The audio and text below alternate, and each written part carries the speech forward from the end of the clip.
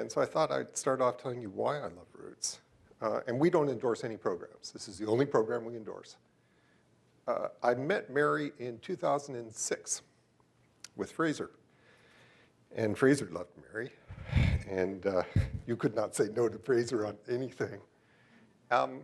And he forced me, if you knew Fraser, you will know I'm not exaggerating here. He forced me and then quizzed me the next day to read her book. And it's an extraordinary book. It's a really, really good book. And there are three things about it that I loved, that I still love. And it's the reason why I think this is an important program. The first thing is it's a universal program. And so much of what was happening, and is still to some extent happening in Canada, so much of it was targeted. So much of the work that we do in mental health was really aimed at the clinical population, which still remains relatively small. It's growing, but it's still relatively small. But Roots is not. Roots is for every single kid. So I love that. The second thing I loved is that the focus is on well-being. So many of the programs that we look at are really about pathologizing kids. And Roots is the opposite. Roots is about prevention. There's no doubt about it. So we're trying to prevent what you just saw, trying to prevent bullying or trying to prevent various kinds of externalizing disorders. But it's really more about promotion.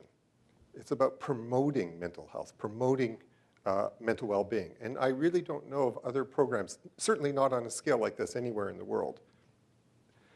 The third reason why I like Roots, love Roots, was the most important, and that is it's about the roots. And that's what I loved about the book. And you've heard me say it before, because what Mary did was she did her homework. And it really is about the roots of social emotional competence, looking at, in particular, mind reading, the child's ability to recognize and understand affect cues. And in a very interesting way, it's about self-regulation. And that's going to be my theme for tonight. As Lisa just told you, we have been rolling out this self-regulation initiative. This is not a program. This is a framework. Self-regulation is, of course, a mechanism, which I'm going to explain tonight.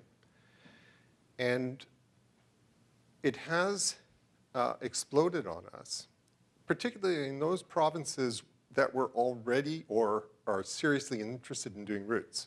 Roots, you will never see the word self-control or the term self-control in Roots literature or in the Roots book. It's really about one of the core aspects of self-regulation. It's our fourth domain in our book, our fourth and fifth domains. And I just came from a meeting a couple of minutes ago, and they were asking me, what is the biggest confusion we've encountered as we roll out this initiative, which is now really in about half the country. And there's no doubt that the biggest single confusion is the confusion between self-control and self-regulation. So that's going to be our theme for tonight. But I'm going to try to do it in a certain way. I'm going to try to show how self-regulation is the roots of empathy. Okay, so that's our theme. So the first thing we have to get clear on is what it's not. So self-regulation has absolutely nothing to do with a child making an effort to inhibit his or her impulses or making an effort to delay gratifying a desire.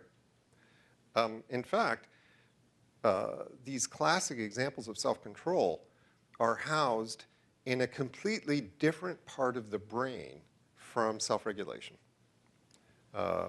Self-control is housed, as you'll learn when Phil Zalazzo comes here, this is what Phil does, self-control is housed in the medial prefrontal cortex, in the newest part of the human brain. And it's really the last part of the brain to develop, to maturate. And it really doesn't maturate fully until around the ages, sometime between the ages of 20 and 24 years. So what we've tried to explain as we teach this to teachers is self-regulation is what makes self-control possible. Self-regulation refers to a mechanism that is housed in the oldest part of the human brain. It's housed at the top of the brainstem, particularly in one single structure called the hypothalamus.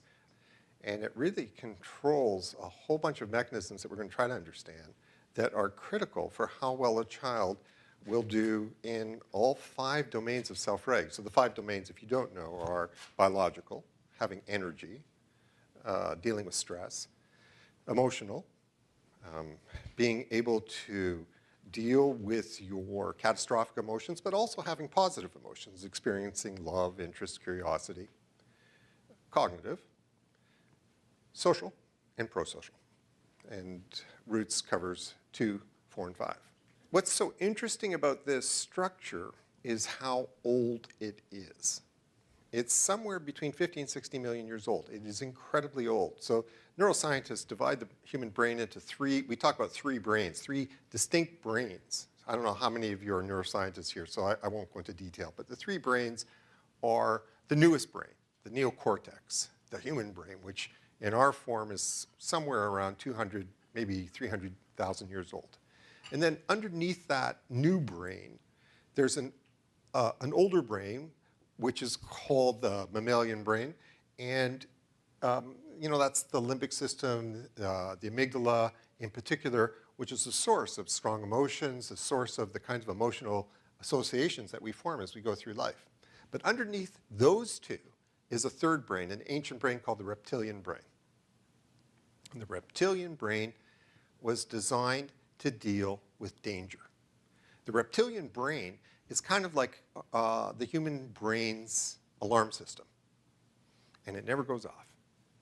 The reptilian brain runs 24/7. So what it's doing is it's constantly monitoring for danger. I'll give you a real interesting example of this. I was just telling Mary, I just came back from a long trip, and I was in Australia, and I've been traveling a little too much.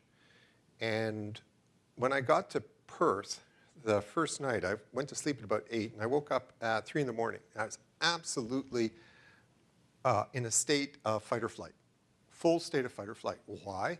Well, because in my sleep, I'd heard the door rattling. And when the door rattled, what happened was my middle brain interpreted this as a burglar, even though I was way high up. So I'm lying there, and then, fortunately, the prefrontal came in and said, well, it's probably not a burglar because unless it's Spider-Man, you're safe. So then the scientist in me kicked in, and I thought, well, this is kind of cool. I wonder what my heart rate is. So what we use this is our science tool.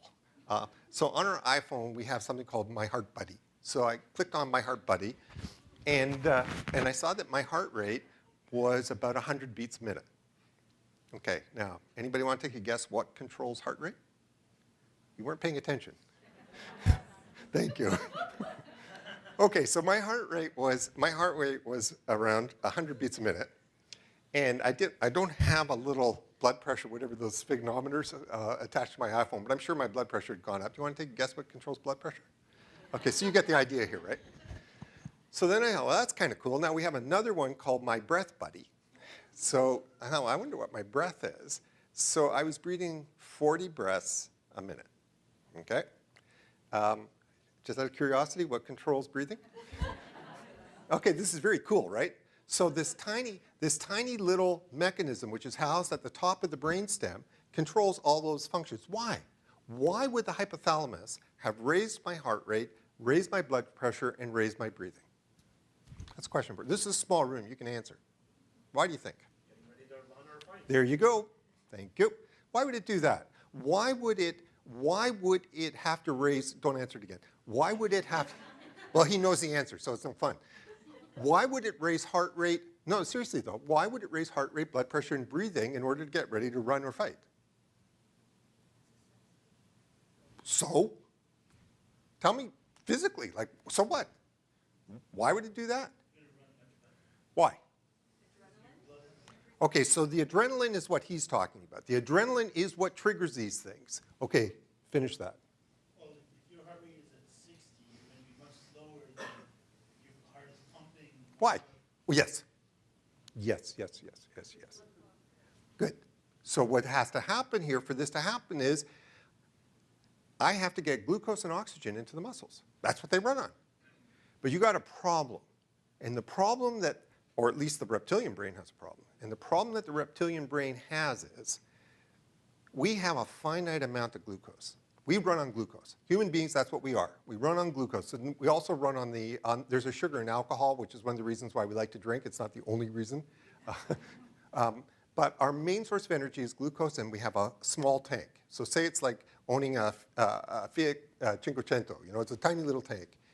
And so now the hypothalamus has a problem. This is a really ancient part of the brain, and it is unbelievably stupid.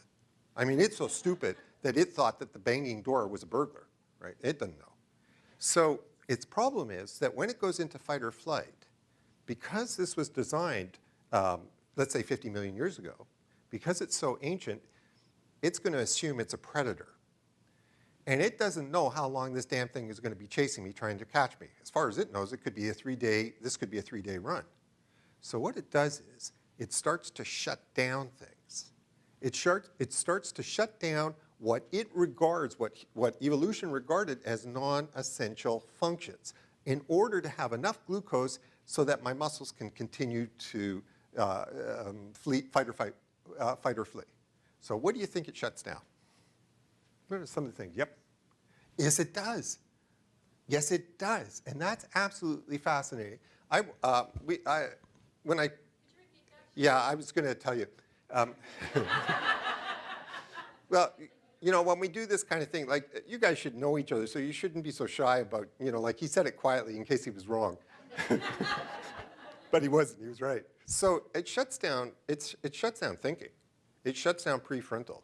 Because thinking, as you all know, I mean, go, you know, after the lecture or just during the lecture, your head's going to start to hurt. Thinking is expensive. And so in this state, you know, you're in danger here. This could be a saber-toothed tiger. I don't need you thinking. I don't need you pausing and saying, you know, it's a tiger, run. I could, right? So what happens is it shuts that down so that your actions are now under the control of limbic and reptilian. You are now a creature of impulse, and you should be thinking about those children that you see. You should be thinking about those kids that are highly impulsive. Why is this happening? Well, it's a sign that something has shut down, and then the question we want to ask ourselves is, why is it shut down? We'll get to that in a second. Okay, so thinking does shut down, and the example that I give when I teach this properly is I once had hypothermia.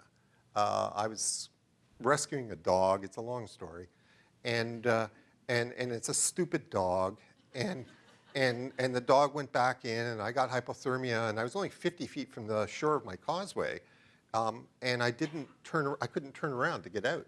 I was frozen, and my son had been watching the whole thing from the house, and he came running out to save the dog. So fortunately, I came with the dog. But I really do wonder sometimes what might have happened to me had my son not been home, because I stood there, like literally, it was like being in a fog. So that's very interesting. Okay, what else shuts? Well, by the way, what shuts that down? So you see how this thing is working? This thing is in charge of the gas tank. In fact, the way we explain it is the theory of self-regulation is about 150 years old. It was first discovered by the father of modern physiology, a Frenchman called Claude Bernard. And then it was rediscovered early in the 20th century by a great Canadian called Hans Selye, who taught Fraser. Fraser then taught me and Clyde, so it's a very interesting, that's where self-regulation came from in this Canadian context.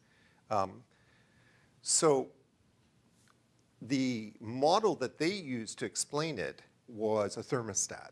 A thermostat is a classic self-regulating system. So you set the thermostat at 20, and the idea is that the temperature turns on at 17, turns off at 22. Because we have to conserve energy and we don't want things to overheat. Well, that's what we're looking at when we're looking at what the hypothalamus does. It shuts down things and it turns in order to raise the heart, raise the breathing, raise circulation, et cetera. Okay, what else does it shut down? There's some very interesting things it shuts down. You can figure this one out. Yep. Yeah, why would it do that? Great answer. Terrific answer. She's absolutely right. Because the function of digestion is to give you energy tomorrow, right? Well, we don't, the hypothalamus doesn't know. By the way, it's the hypothalamus again that shuts down digestion. So it doesn't know there's going to be a tomorrow.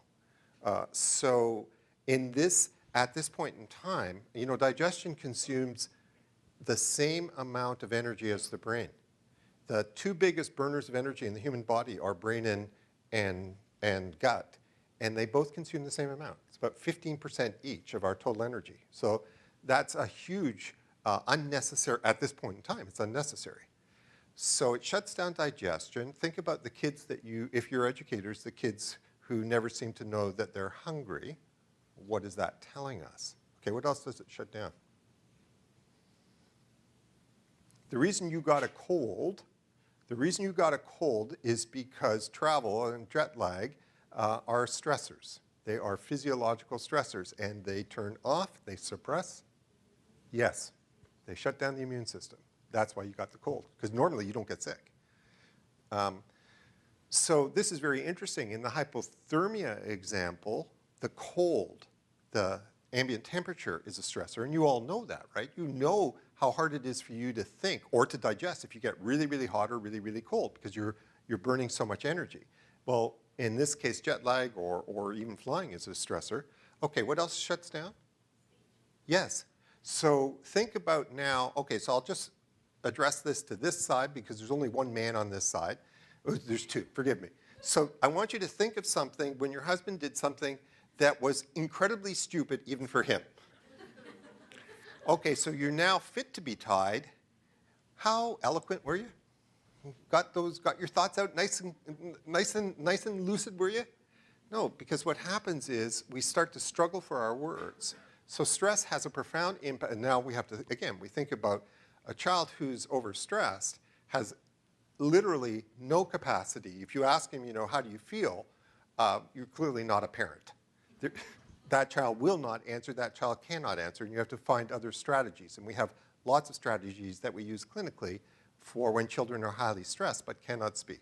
Okay, so this is very interesting. Each of these functions is turned off or on by the hypothalamus. Some very interesting ones are turned off. And one of the most interesting ones is the muscles this was discovered by Porges. Steve discovered this. The muscles in the middle ear constrict. And the capacity to hear the human voice is dramatically reduced. So now you think about the kid who doesn't respond when you call his name 16 times. Well, it could be he's being oppositional. I'll bet you $100 that he's not. I'll bet you anything that he's overstressed, and this is a sign that this is shut down. But then the question is, why would it shut down? Sorry, I find this stuff so interesting that I don't keep to my own game plan. Why do you think it shuts down? Why would it shut down? It shuts down that kind of hearing in order to accentuate a different kind of hearing. Anyone want to? Can you take a guess? Do you know the answer to this? This is a toughie. Now, I don't want to put you on the spot, but it's a real interesting thing. Okay, in this room, at this moment, there are at least 4 or 5 different stressors. I'm just going to do one. Do you hear the slight hum behind me? How many of you does it bother? Okay, so only maybe a 10th. How many does it now bother? Okay, what happens is under stress, that's called a low frequency, it's a low frequency sound. And under stress, the hypothalamus shuts down the part of the brain that listens to the human voice in order to heighten, intensify the part that listens for low frequency sounds. Why would it do that? Why would it be so, it's called kindling the alarm system. Why would it be so focused on low frequency sounds? Take a guess. Like? Exactly. I don't know where is that South African accent? Yeah, that's exactly right. No, well, she's cheating, right? So she comes from a country where they have to.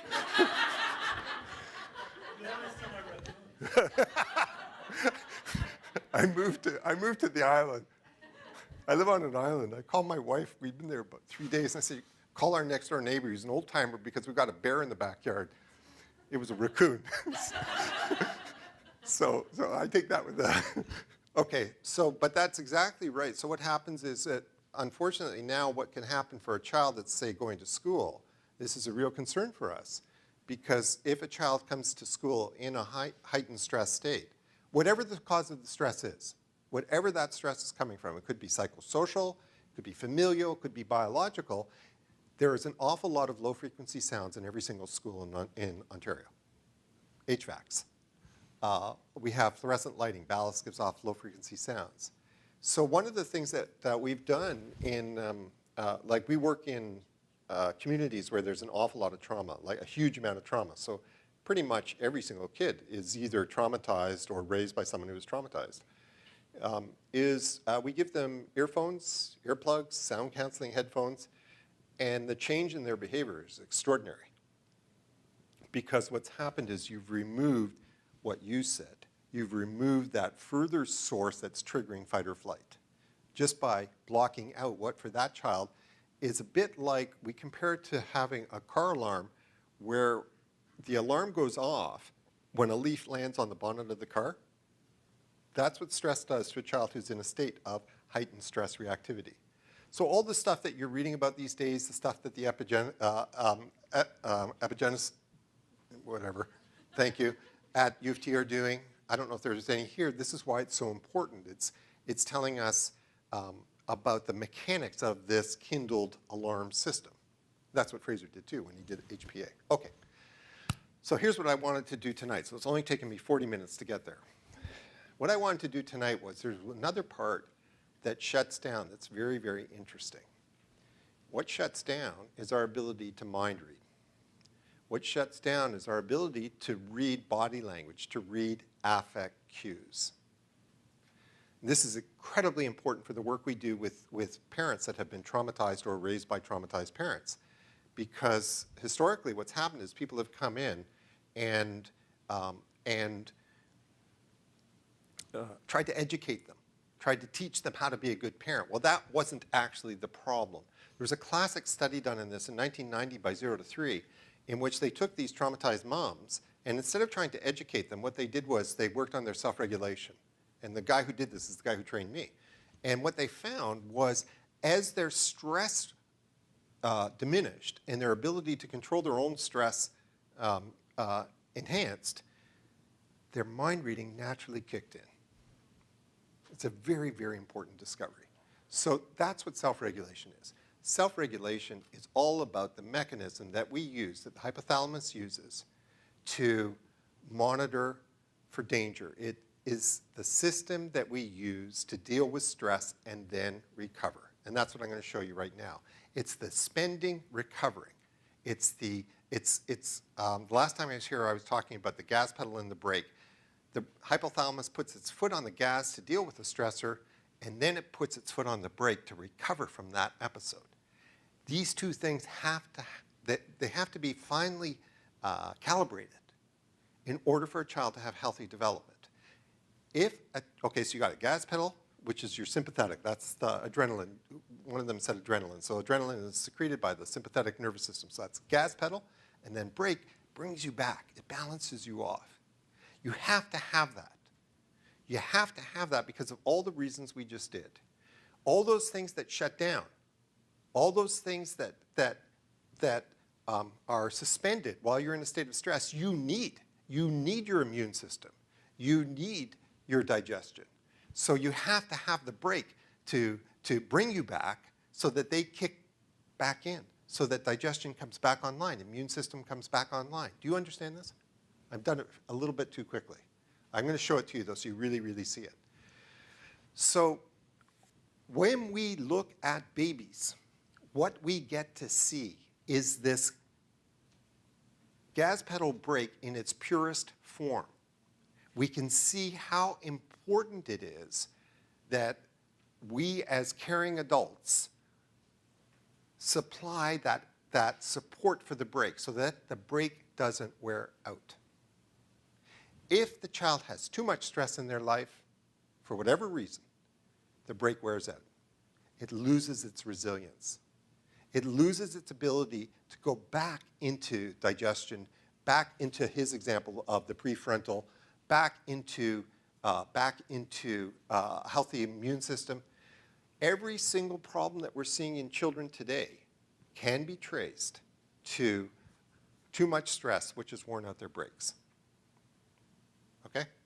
That's what self-reg is all about. So to explain this a little more clearly, I want to show you one video, and then we can start to talk about it, okay? So I want to introduce you to Emerson. Oh, you got it over here. Emerson is 8 months old, and Emerson's mommy has a cold.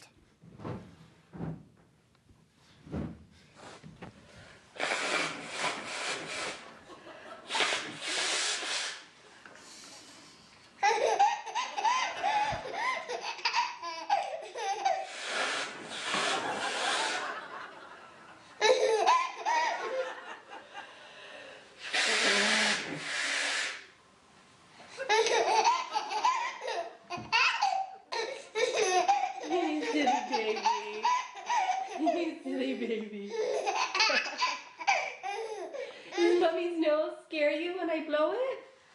Does that scare you when mommy blows her nose? Yeah?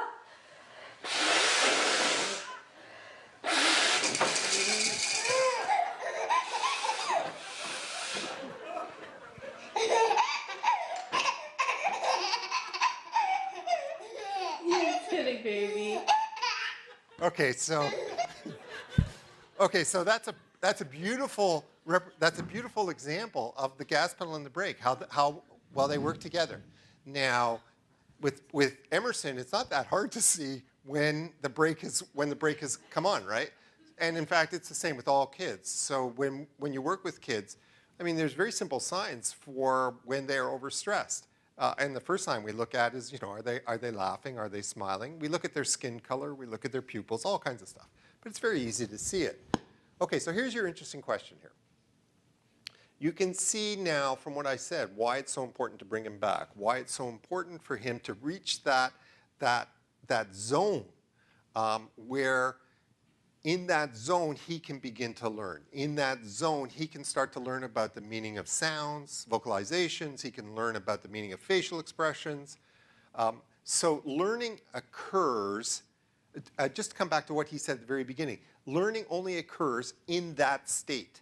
When the child's in this state, obviously he's not going to be learning. And in fact, if you were to peer beneath the surface, if we did some brain scans, what we would see is that the middle part of his brain, the limbic system, is firing like crazy. And we'd find that his heart is beating like mad. So he's gone into exactly your state. He has gone into an 8-month-old's version of fight or flight.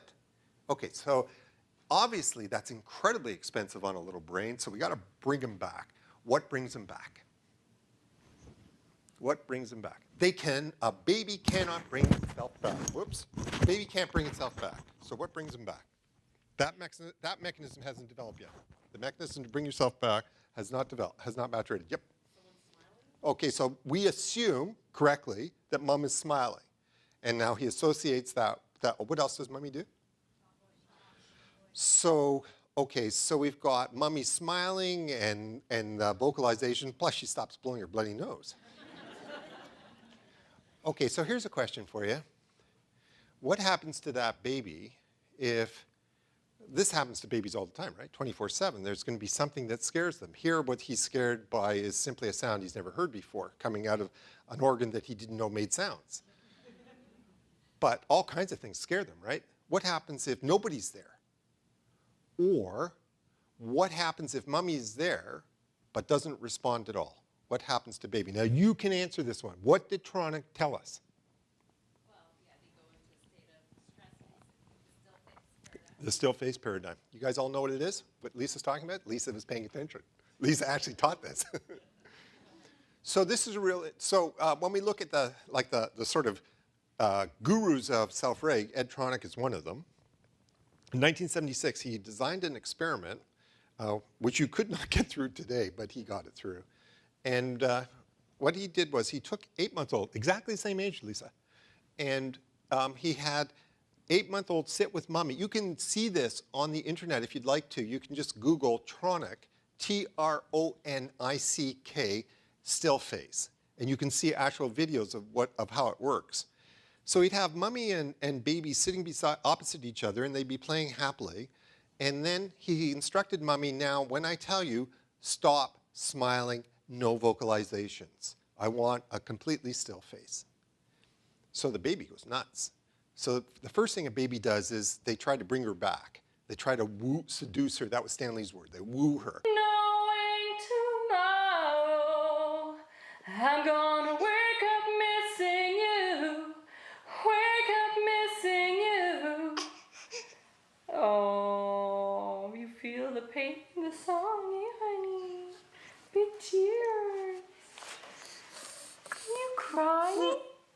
Oh, you crying, monkey. Okay, mommy's done. You okay? It's just a song. It's just a song. Thank God she stopped singing. Okay, so this is a very, very interesting little video. So you see that the babies, the same two mechanisms are operating, the gas pedal and the brake. But by the end of the song, the recovery has now broken down. So she, at the very end, she can't come back. We don't get any more of those smiles. So she has stayed now in fight or flight. Okay, so here's an interesting question for you. Why tears? Why is she crying? That's a very interesting question. Yeah. That's what we want to think, but then again, she's 10 months old. She hasn't even got a word. Mom thinks that. Mom thinks this is about empathy. Would Stuart really have shown this if he was talking about physiology? No, it's not about empathy. That's, yep. I tend to think the child sees the mother producing an unusual sound, So what? unfamiliar, Yeah, so what does it do to the kid? scary. Yes. Who said that? Yeah. Oh, sorry, it's Mary. You're not allowed to play. You're not allowed to play this game, Mary. Yeah, she's scared. Yeah, no, that's where you were going. Yeah, she's scared. Okay, so she's scared because of what you said. I don't think there's any doubt about that. Why tears? Why tears?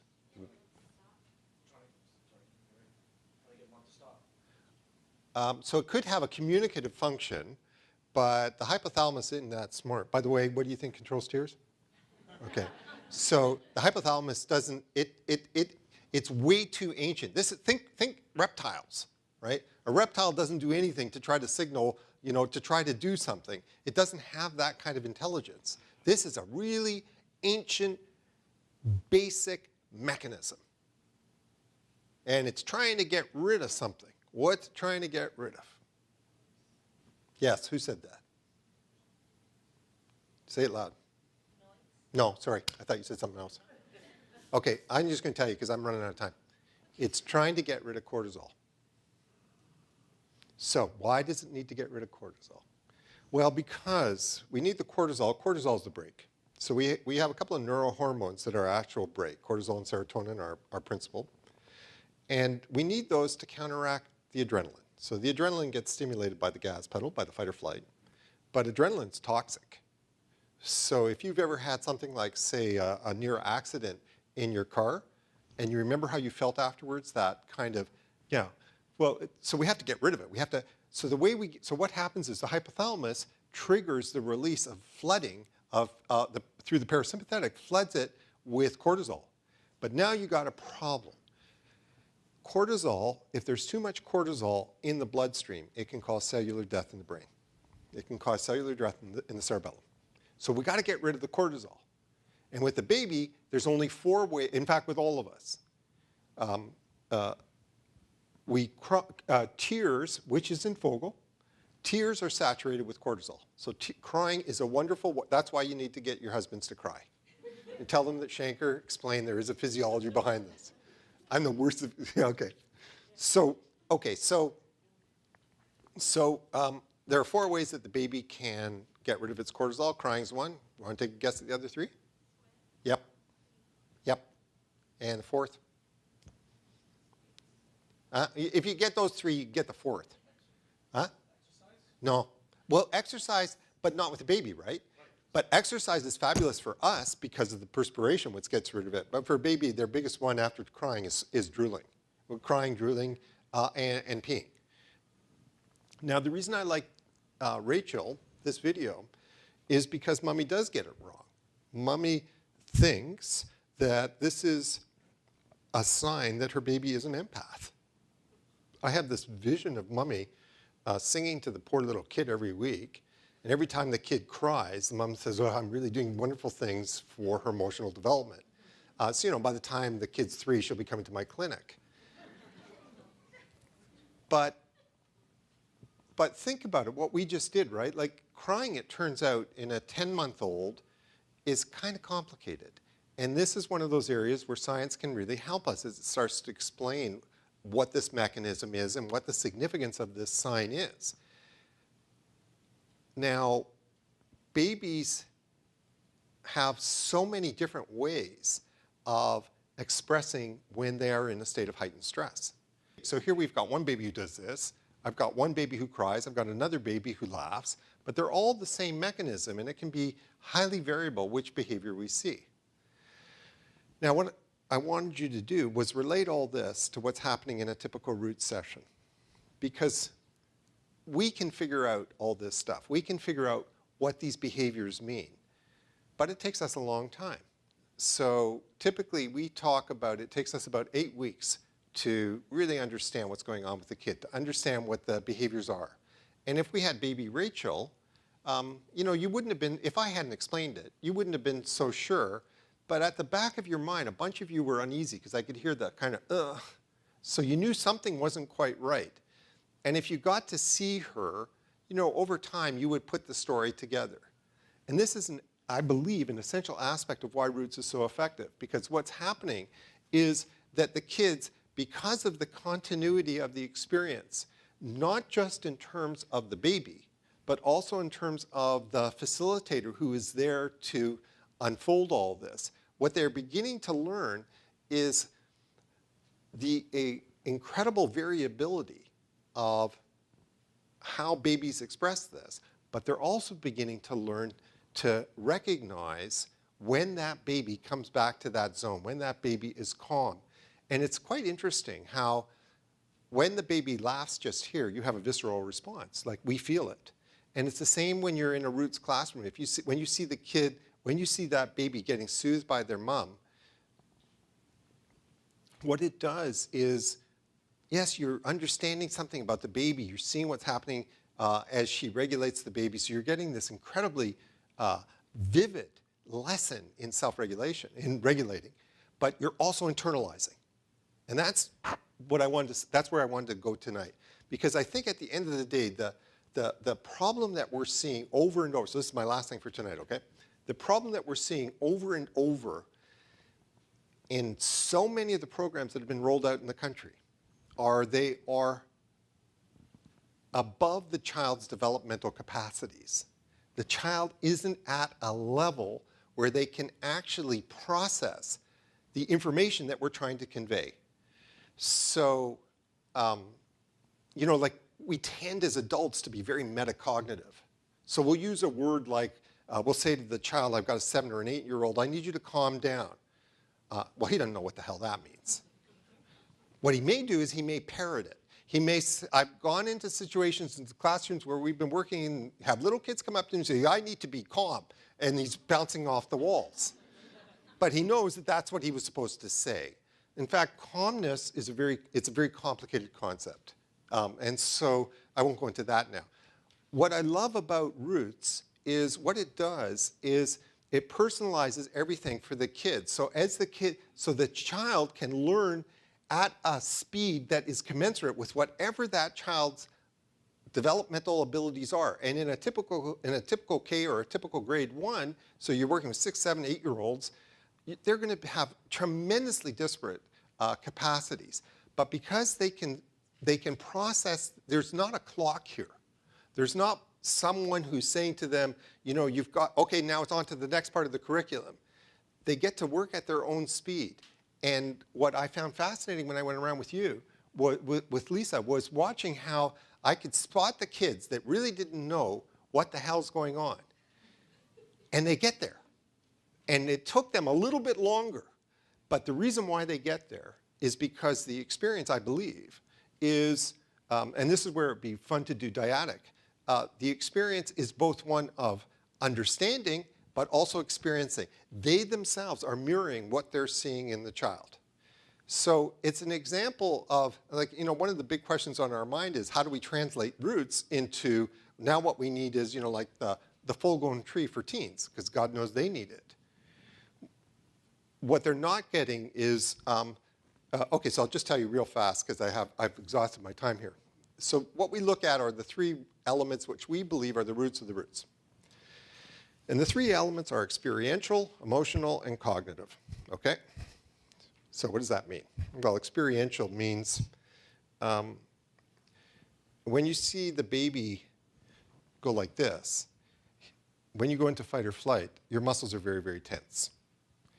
When he relaxes, the tension leaves. All the blood leaves the muscles, right? They're engorged. They go back into that flaccid state. We have a generation of children that are, I want to say, not constantly, but very close to being constantly tense. And tension is incredibly expensive.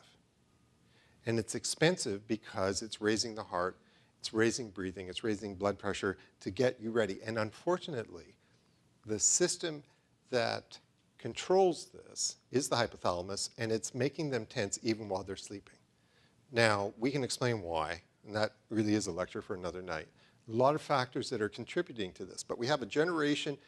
The short answer is we have a generation of children that have not been in that state. I want to say this real carefully. A generation of kids who have not been in that state where their muscles are flaccid, where their muscles are loose. And so what we can do is, I can take a class of 7-year-olds and I can say, okay guys, we're all going to sit around now and we're going to focus on our breathing, and you're going to do a chant for 3 minutes. But if you've seen 7-year-olds that are tense try to do this, you will know that this is impossible. You have gone way above their experiential capacity. Roots does not do that.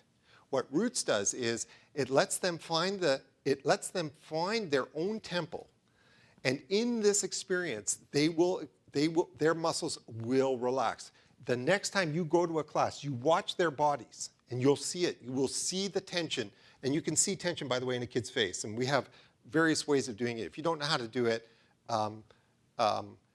just get in touch with my clinic. We have someone who teaches this. But there are signs that you learn how to read that tell you when a child's tension is relaxing. It's easy for you to figure out why they're so tense, right? Think about the things that they're doing in their free time. That's why they're tense. Okay? I don't want to explain, all right? Can you just trust me on this? All right, anyways, the point is that, and we have research that tells us, that Doug Williams did, that tells us that we have an incredibly high level of tension. The second thing is the experience must be positive. It must be enjoyable. It must be fun. Otherwise, they won't do it again. Otherwise, the next time the Roots teacher comes back, you're going to find that half the kids are away with a cold. They come back, they will come back because the experience was, and this is not reflected on enough, how much children genuinely enjoyed this experience. Okay, the third element is the last one, and I thought this is really interesting, and we'll close on it. The third element is cognitive. So we forget that before you get to, like, when you hear the word cognitive, you immediately think Phil Zelazo or something like that. But what we're seeing is a bunch of kids that are not at the level of doing executive functions. These are children that aren't aware of what's happening inside their body or around them. This is the heart of Fogel's work. What Alan Fogel has shown is the exercises you can do. He does it with adults, we do it with kids. Exercises to promote basic cognitive awareness. Awareness of when you're hungry. Awareness of when you're tired. Awareness of when you're tense. It's only when you have that core, that base level of awareness. And the technical term is interoception and exteroception. Interoception is awareness of your physiological or your emotional state. Exteroception is being aware of body language or sounds, whatever. It's only when the child has awareness that the kid can now begin to develop executive functions. What Roots is doing is it's working on the core, the base levels, on all 5 of the domains. That's why the program works. So it's the only example I know of a program that works at the child's developmental level, builds in that variability because they're all at different developmental levels, and lets them develop at their own pace. So there's a reason why we support it. Okay? So where are we going to go from here? I think what's going to happen is, if you've heard me talk other times, we're kind of scared. Like, we have a huge number of kids that are in this gray zone where they're neither mentally ill nor mentally healthy. What do we do? Well, it turns out we know what to do. It turns out we don't have to actually go out and experiment on that one now. We had to prove that it worked, but that's been done. And so now it's just a case of ensuring that every child gets, that we work on the foundations. You work on the foundations before everybody, if you ever built a house, you get strong foundations, and then you can worry about what your scaffolding is going to look like. So that's why I come to these things. It's time for you guys to take over now, and that's why you're here tonight. So you have to get up and you have to get the message out. It's very important that you get our parents on board. We need our parents to understand everything we've done tonight so that they put pressure on those in politics, so that the ministry gets the support they need, so that we don't have these fights anymore. It's happening, okay? It's happening in Canada at a pace that I never dreamt was possible, that Fraser certainly didn't dream was possible. So it's an exciting time, and I feel that I've done my part. Now it's up to you, and don't screw up.